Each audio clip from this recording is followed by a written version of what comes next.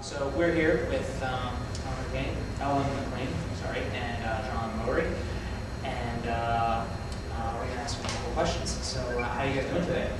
Fine. Very well, thank you, John. Fantastic. I know you guys been having a good time at the convention. Oh yes, in San Antonio. I've never been here. John's been here before, but I've never been here. This is a beautiful city. Beautiful city. It really is. I was born here. It's gorgeous. How did the two of you get started with voice acting?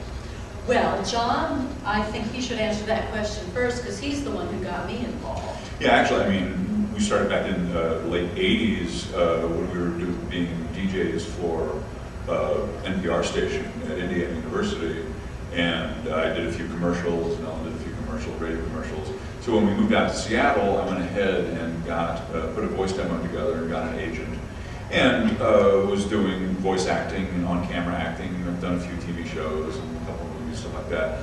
And Seattle, of course, is a big software center, and they started making games there. Sierra Online was there back in the day, Humongous, some early game companies, and they would send my agent and all the other agents in town auditions. And at that point, everybody had to go into the studio and audition, and they would choose you or not. And my first game was Betrayal of Antara, I think.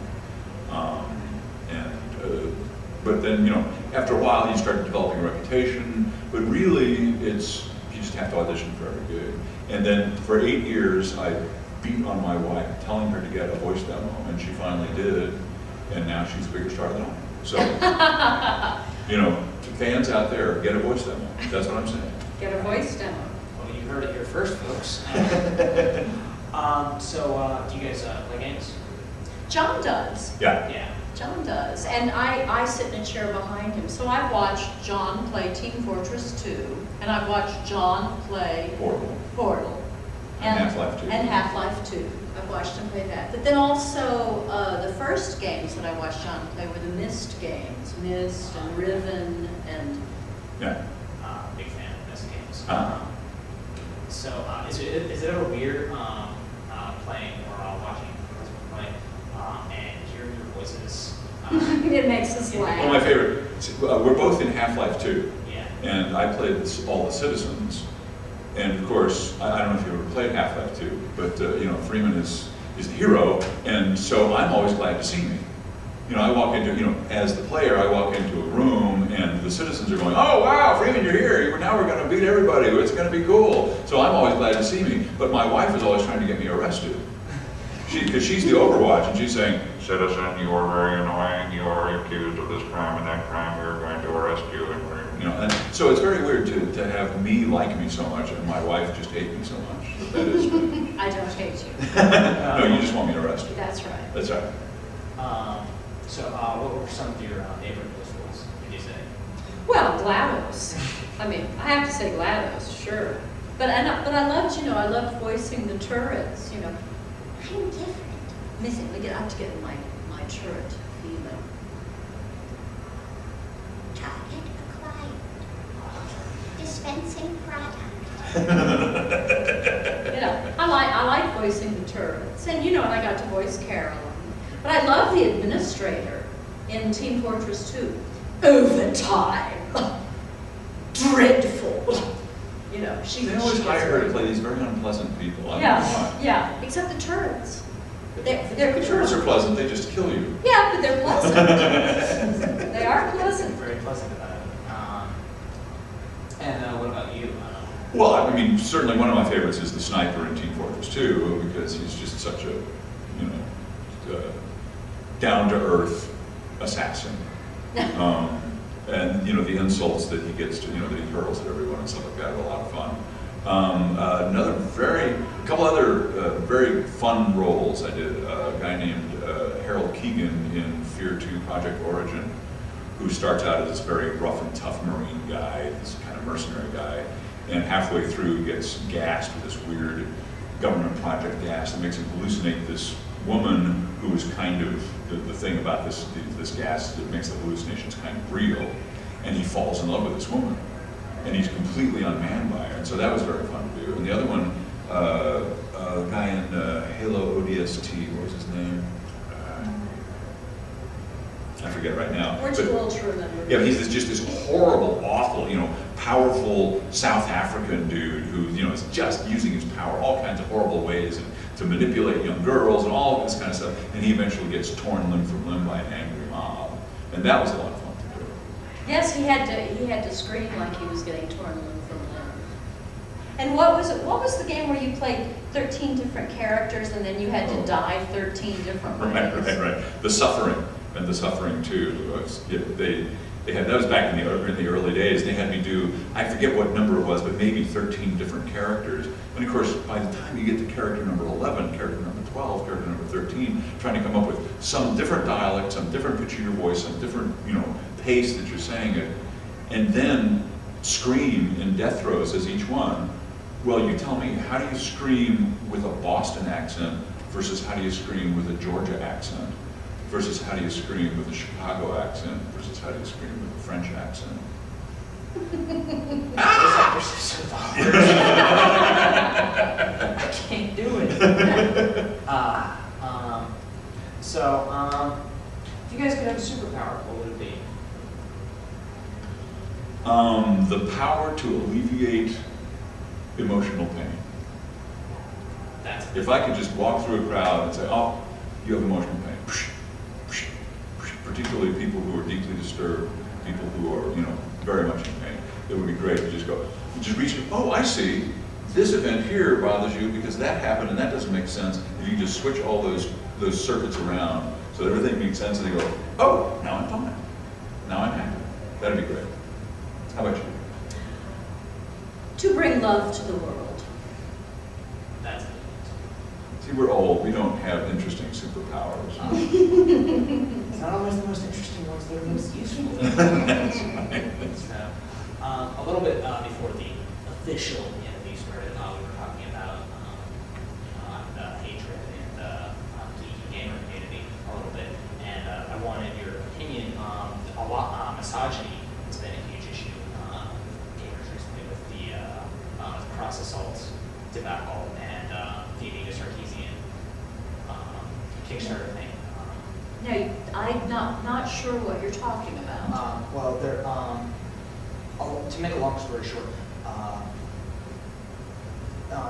gamers and geeks in general have this stereotype about them to where they reject and insult women for being involved in the same hobbies a lot.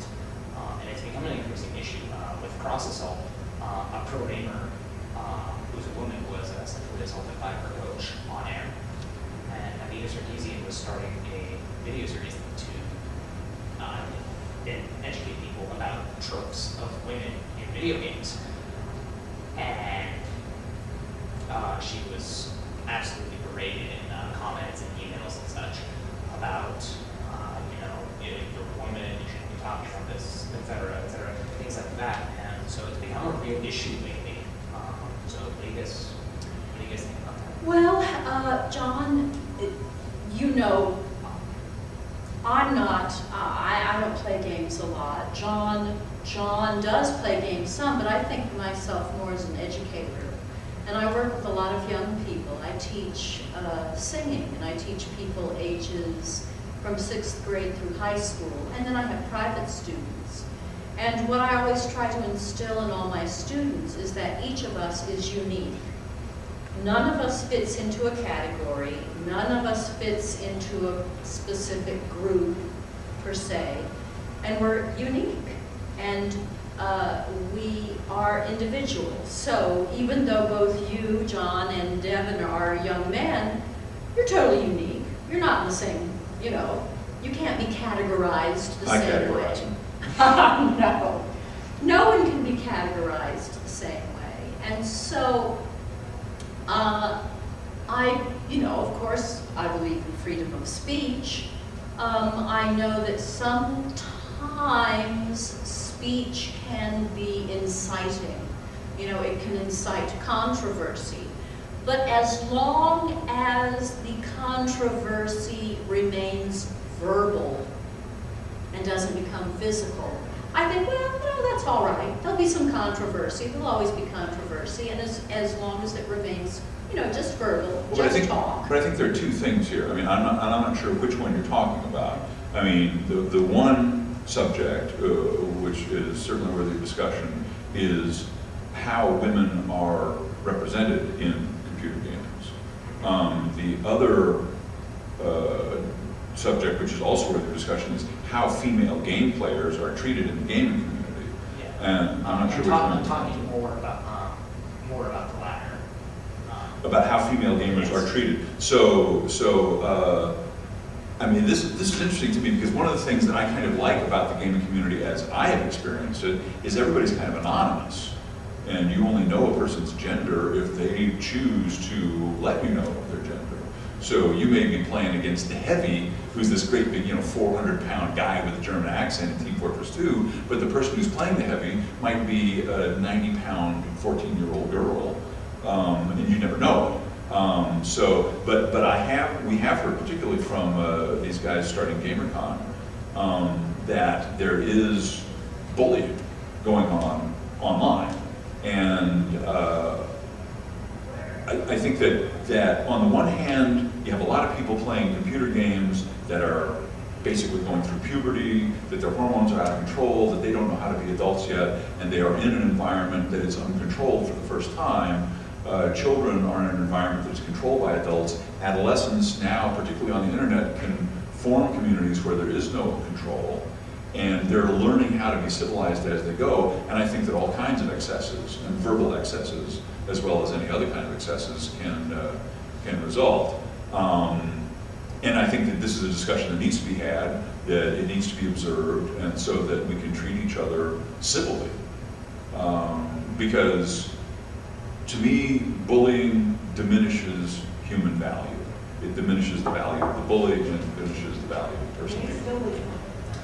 All right, well, we're pretty much out of time, but thank you so much for fielding all of my silly questions. Well, John. Oh, no, they weren't silly at all. Thank you. And thank you so much for coming here, for doing what you do. Looking forward to seeing more of your work in the future.